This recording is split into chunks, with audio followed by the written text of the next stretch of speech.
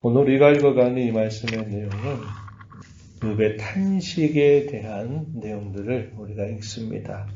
두 가지의 큰 시련을 당하면서도 욥은 순전함을 놓치지 않습니다. 그가 늘 고백했던 그의 입술의 고백과 그의 마음의 태도와 그의 실제적인 행실이 그대로 일치하는 모습을 보여주어서 그것을 주시는 하나님 앞에서 그가 입술로 또 마음으로 범죄하지 않는 그런 일을 그가 잘 감당해냈습니다.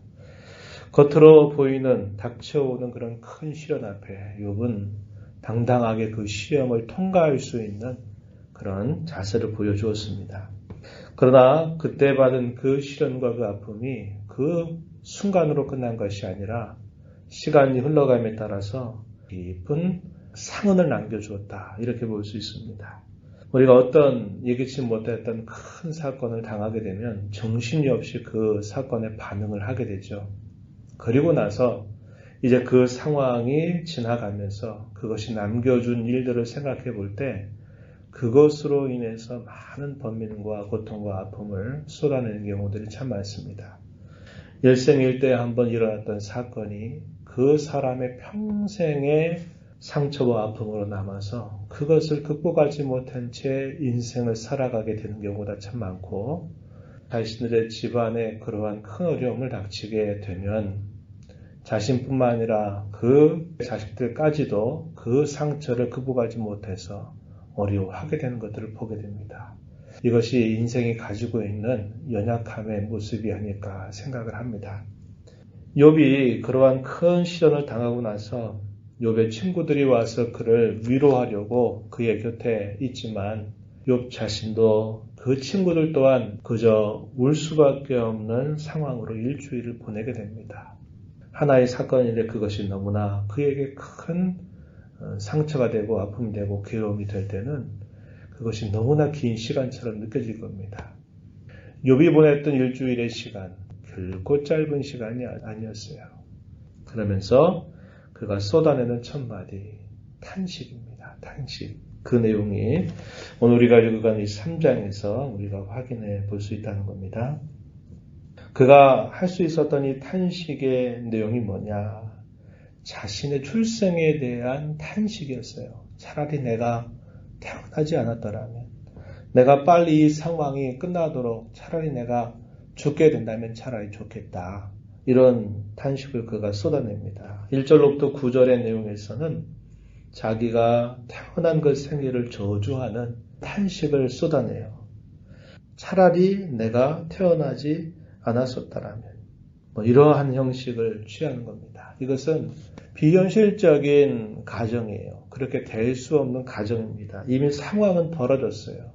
그런데 그 상황 앞에서 그가 탄식을 하다 보니 차라리 내가 태어나지 않았더라면 자신의 생일을 저주하는 이 욥의 모습이 나타나고 있습니다. 그의 고통이 얼마나 그의 가슴 깊이 스며들고 있는가 하는 것을 우리가 이걸 통해서 읽어볼 수 있습니다. 그리고 10절에서부터 계속 이어지는 내용에서는 비슷한 내용입니다. 자신의 출생을 매우 유감스럽게 생각하는 이 욥의 모습이 나타나죠. 어찌하여 왜 이렇게 되었는고 하는 형식을 취하면서 자신이 현재 당하는 그 극심한 고통 때문에 세상 사는 것을 극도로 싫어하는 그런 모습을 그가 보여주고 있다는 것입니다. 그리고 자신이 빨리 그 상황을 종료하고 죽게 된다면 좋겠다. 이렇게 말을 하는 것이죠. 이 내용이 중간 부분에 쭉 묘사가 됩니다. 그리고 마지막 부분에 가서 보면은 자신이 당하는 그 고난이 무엇인가를 계속적으로 표현해가는 내용들, 이것이 확인됩니다. 먼저 앞부분의 말씀을 한번 보시면은 이렇게 표현합니다. 1절에 그 후에 일주일이라고 하는 시간이 지나갔는데 그 시간은 결코 짧은 시간이 아니에요. 특별한 시간입니다. 너무나 고통스러운 시간들이죠. 무수하게 많은 생각들이 교차했던 그런 나날들을 보냈습니다. 그리고 욥이 입을 열어서 자기의 생일을 저주했다. 이렇게 표현합니다. 3절 가서 보면은 내가 난 날이 멸망하였더라면 산의 아이를 베었다면 그 밤도 그러하였더라면 그날이 캄캄하였더라면 뭐뭐 하였더라면 계속 그 이야기를 하나하나 쏟아내기 시작하는 겁니다. 10절 가서 보면은 이는 내 모태의 문을 닫지 아니하여 내 눈으로 환난을 보게 하였음이로구나. 왜 그가 불가능한 현실을 가정하고 계속 이러하였었다라면 차라리 이랬었다라면 이렇게 쏟아내는가. 그것은 환난을 겪게 되면서 그가 이러한 탄식을 쏟아내고 있다는 것을 보여주고 있습니다. 약간 그 형식이 바뀌죠. 11절 가서 보면 어찌하여 왜 하면서 계속 그런 형식으로 왜 이렇게 되었던가 왜 했던가 이런 표현들을 이제 사용하고 있는 것입니다. 11절에 어찌하여 내가 태에서 죽어 나오지 아니하였던가 어찌하여 내 어머니가 살 때에 내가 숨지지 아니하였던가 그러면서 13절 가서 보면은 그렇지 아니하였던들 이제는 내가 평안히 누워서 자고 쉬었을 것이다. 이렇게 말하죠. 그가 세상에서 많은 도를 축적했고 칭송과 명성을 얻었고 그의 자녀들도 하나님을 경외했고 모든 사람들이 저 사람 같이 되었으면 이렇게 바라볼 수 있는 롤모델이 될 만한 그런 욥의 삶이었지만 그가 하루아침에 당하게 된 그 모든 상실과 고난으로 인하여서 그는 제가 세상에서 무엇인가를 갖고 무엇인가를 소유하고 누린다고 하는 것 다 허망하다. 이 세상에 살아간 것 자체가 얼마나 헛된 일인가 하는 것을 그는 이렇게 말해주고 있는 겁니다. 세상 살이에 대한 허망함 이것이 그의 이러한 고백 속에서 잘 표현되고 있는 것을 보게 됩니다. 그리고 난 다음에 차라리 죽게 되면 좋겠다. 이러한 생각들을 계속 표현합니다. 이게 13절부터 19절까지 표현되는데요. 하나님 앞에서 자신의 고통을 호소하면서 탄식하면서 계속적으로 쏟아내는 그의 말들임을 알게 됩니다. 우리가 성경에 보면 차라리 빨리 죽게 되면 좋겠다. 이런 표현들을 하게 되는 경우를 우리가 또다시 확인해 볼 수도 있다는 거죠. 우리가 잘 아는 눈물의 선지자라고 부르는 예레미야도 그가 폐역한 시대의 말씀을 전하는데 그 말씀을 아무도 듣지 않는 겁니다. 그리고 그런 말을 전하는 예레미야를 끊임없이 죽이려고 협박하고 공갈하고 하는 그런 일들로 인해서 이 예레미야도 이러한 탄식을 쏟아내고 있다는 것 우리가 확인해 볼 수 있습니다. 예레미야가 말하는 거죠. 차라리 내가 이 하나님의 말씀 백성들에게 전하지 않는다면 내가 이런 고난이나 고초나 어려움을 당하지 않아도 될 텐데 내가 그걸 전하지 않으려고 하면 내 마음이 불붙는 것 같아서 하나님이 견딜 수 없도록 하시는 겁니다. 그래서 그 말을 백성들에게 전하는데 그 백성들의 반응은 오히려 그렇게 말을 전하는 예레미야를 향해서 죽일 듯이 달려들고 하나님의 말씀을 외면하고 있는 그러한 내용들을 보면서 하나님 차라리 나를 좀 데려가시면 좋겠습니다. 이러한 탄식을 쏟아내는 것 우리가 확인해 볼 수 있어요.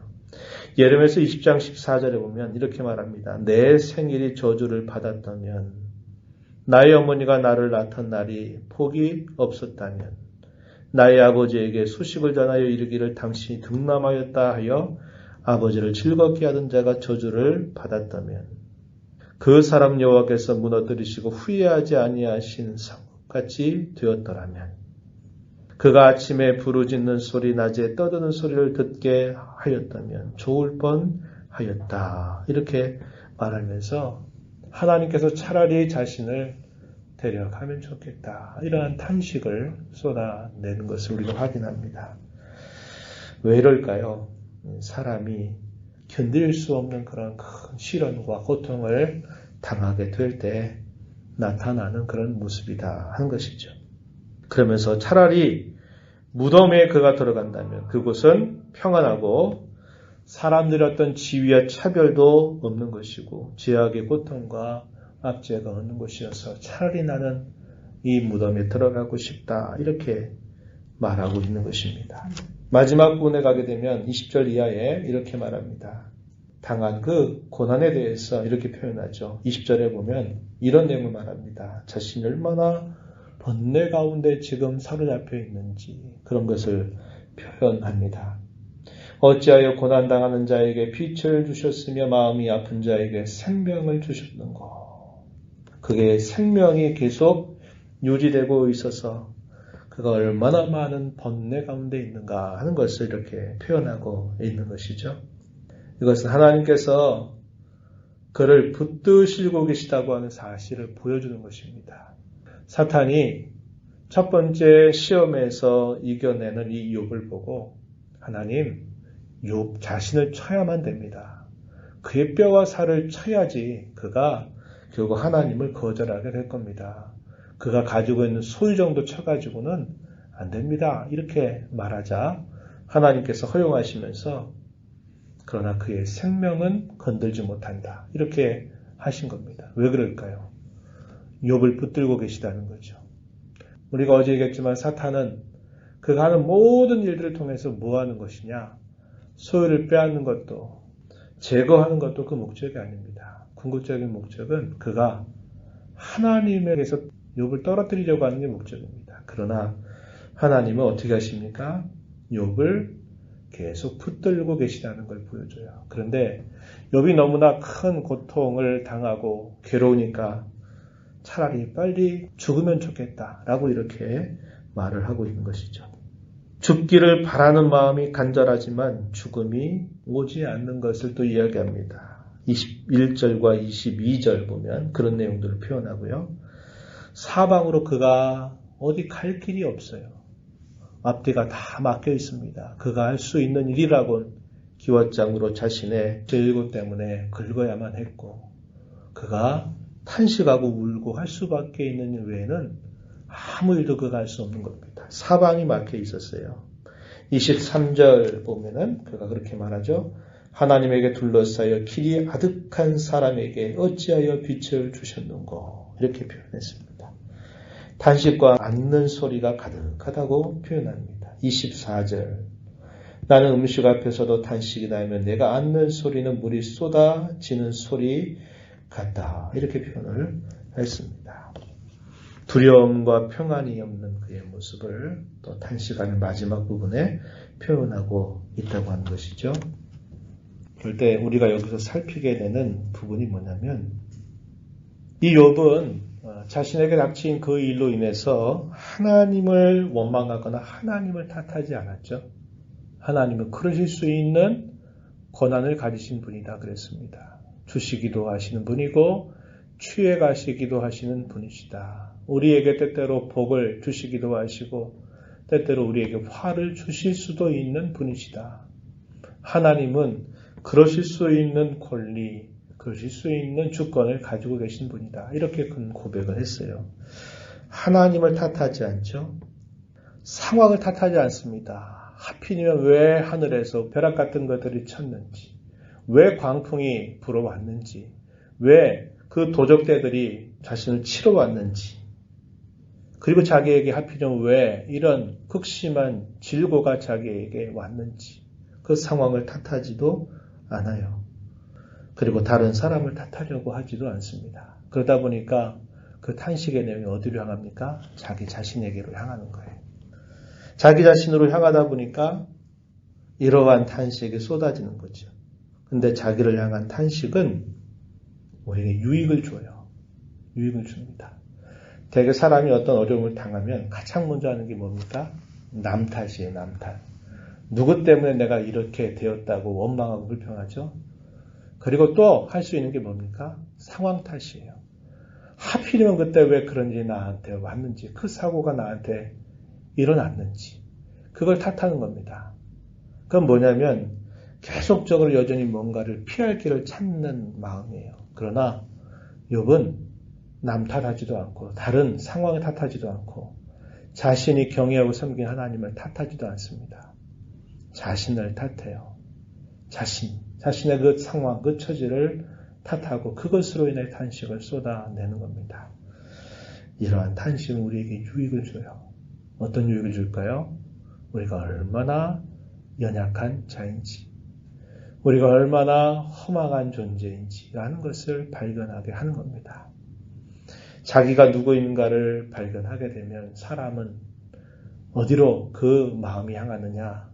하나님께로 마음이 향하게 되는 거예요.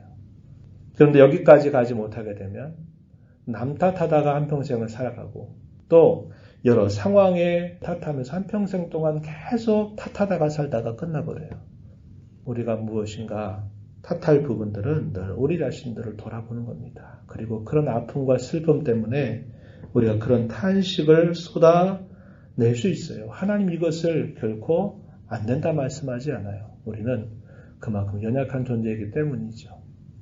자기 자신을 깊이 돌아보고 탄식하게 되는 것은 우리로 하나님을 향하게 한다는 겁니다. 다윗은 이렇게 고백한 바 있어요. 시편 39편에서 이렇게 말합니다. 하나님, 내가 얼마나 하나님 앞에 연약한 자인지를 깨닫게 해달라고 기도합니다. 자신이 얼마나 연약한 자인가를 더 깊이 알게 해달라고 하나님 앞에 간구를 드려요. 그 연약함 가운데 그가 뭐라고 고백하냐면 시편 39편 7절에서 이렇게 말합니다. 주여, 이제 내가 무엇을 바라리요? 나의 소망은 주께 있나이다. 이렇게 말합니다. 세상이 싫어졌어요. 세상 살이가 재미가 없어졌어요. 늘 맛있게 먹던 음식이 입맛이 없어졌어요. 이 세상에 사는 게 그렇게 목 놓아 기다리고 싶은 마음이 없어져요. 이 욥이 고백하는 모습이죠. 세상에 대한 싫어함, 세상에 대한 미움, 세상에 대한 분리, 이것은 우리에게 유익을 주는 거예요. 하나님을 향하게 하는 겁니다. 왜? 우리 사람은 그저 이 땅에 짧은 삶을 살다가 만족하며 살 수 있는 존재로 지음받은 게 아니라 우리 사람은 영원을 향하는 마음, 영원을 사모하는 마음을 가지고 있기 때문에 그래요. 영원한 것을 소망하는 그런 마음을 주셨기 때문에 우리가 이 세상에 대한 지나친 사랑, 이 세상에 대한 지나친 집착을 끊어내기 좋은 방법은 이런 고난과 시련을 통해서 탄식하게 될 때 그것을 우리는 깨닫게 되고 그리워하게 되는 것입니다. 그래서 이러한 욥의 모습을 우리가 보면서 우리가 어떻게 살아야 될까? 우리의 연약함을 알고 우리는 하나님만이 우리의 진정한 소망이 되신다는 것을 다시 한번 마음에 깊이 간직하면서 살아야 되겠다 하는 것입니다. 성도의 삶은 끊임없이 이 땅에서 싸우는 삶을 살아가요. 욥이 겉으로 당했던 싸움에서는 그가 패스했어요. 합격했습니다. 그죠? 겉으로 그에게 다가왔던 큰 시련, 영적인 싸움에서는 승리했어요. 그런데 속싸움, 자기 내면 속에서 일어나는 내면적인 싸움에서는 아직 승리했다고 말할 수 없는 거예요. 그만큼 우리가 살아가면서 이 땅에 살아가는 동안에 겉으로 우리에게 닥쳐오는 영적인 싸움뿐만 아니라 우리 내면 속에서 일어난 영적인 싸움은 계속되고 있다는 것을 우리는 알게 됐죠.